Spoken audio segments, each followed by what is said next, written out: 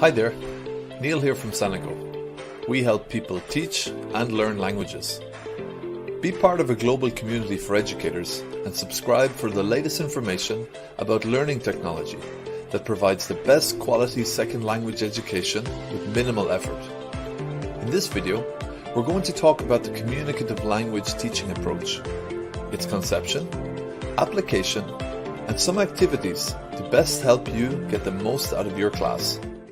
This video has 3 sections: the history, theory, and application of the Communicative Language Teaching Approach.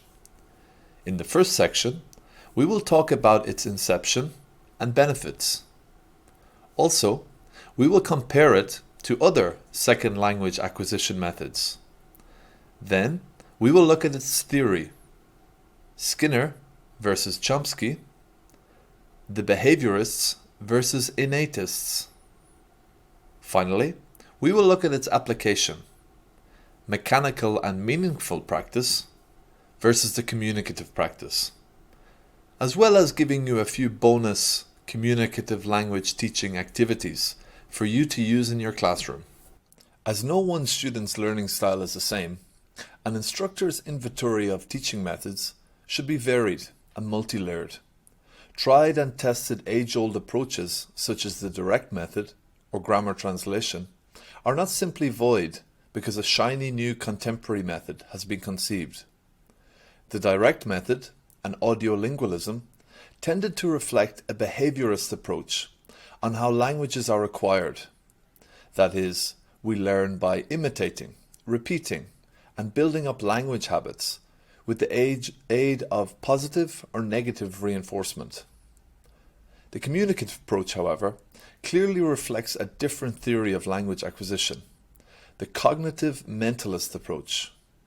Basically, this says that we acquire language through hypotheses, trial and error, through making mistakes, etc. One teaching method that we at Sanako pride ourselves on when applying our technology solutions for language teachers is the communicative approach. So how does the communicative approach differ from other teaching methodologies? The attraction of this approach compared to others is that it is student-centered, it encourages peer-to-peer teamwork, the activities are task-based, it keeps the learners engaged, and most of all, interested. Critics of this approach, however, worry that there is a focus on fluency rather than accuracy, though in our opinion, it's always better to get the ball rolling, because after all, real-world conversations are not robotic or binary like you would find in a grammar book. They are fluid and dynamic.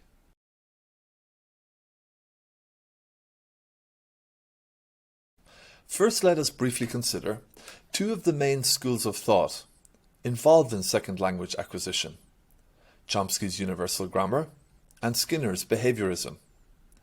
In short, behaviorists, under the aegis of B.F. Skinner, believe that language is acquired through hearing utterances, then repeating them ourselves.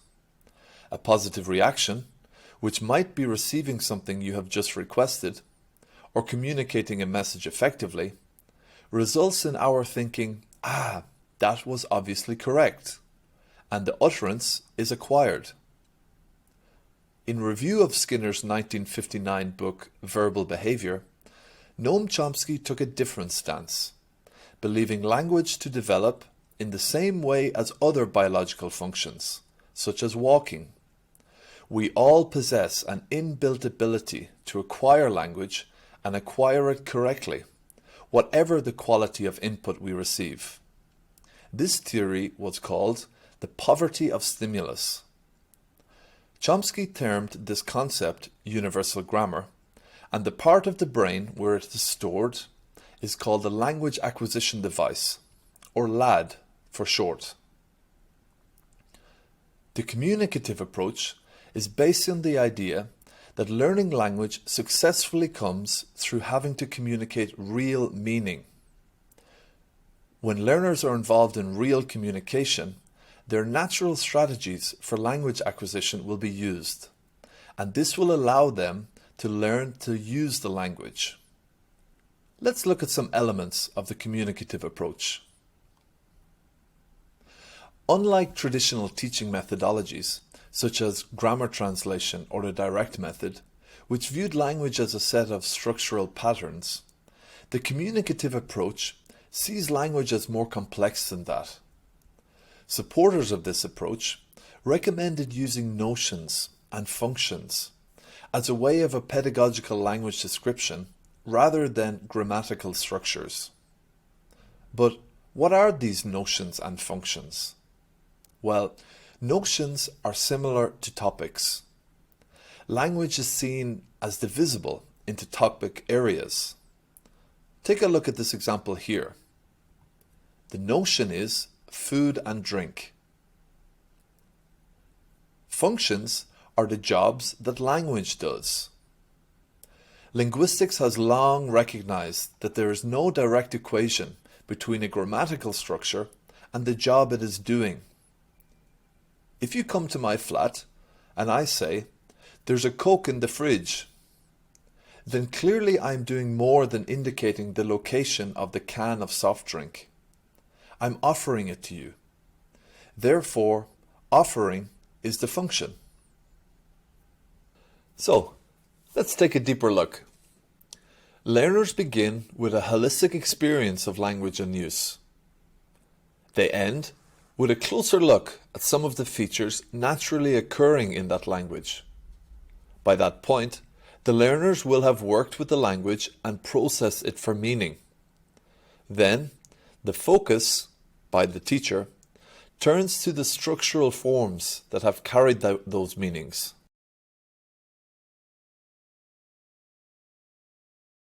Before we look at some of the practical aspects of the communicative approach in the classroom, let's look at some other variants. First, we have the mechanical practice. This is a closed practice or controlled practice activity where students can successfully carry out tasks without necessarily understanding the language they're using, by using repetition drills or substitution drills. Already you can kind of see the problem with this, right? Very robotic. "Excuse me, can I ask you for directions, please?"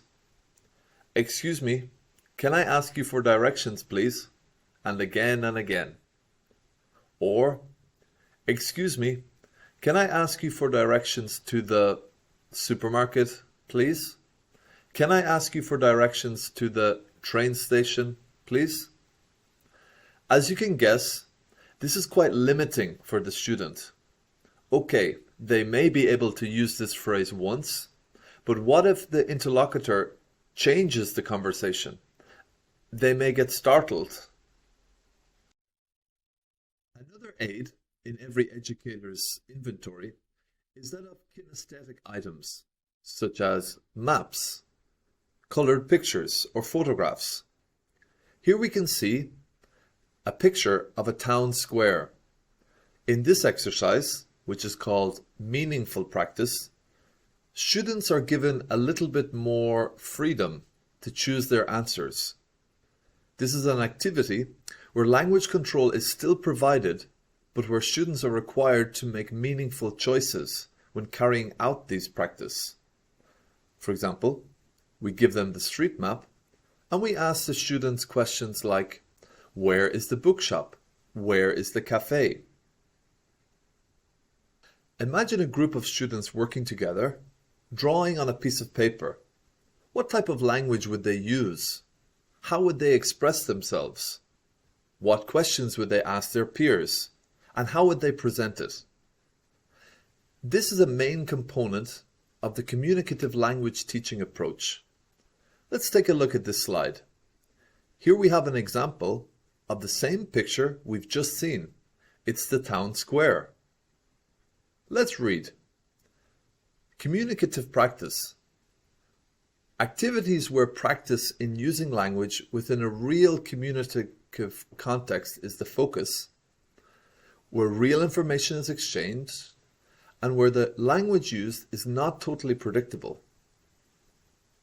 In this example, students were asked to draw a map of their neighborhood and answer questions about the location of different places in that neighborhood.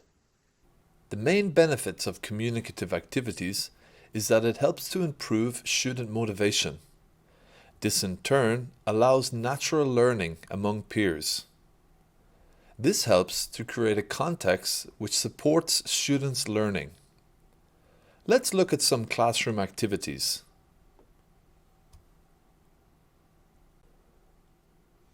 Some real-world activities you can use in the classroom to emulate social interaction can be conversation and discussion sessions, dialogues and role plays, real-world simulations, debates.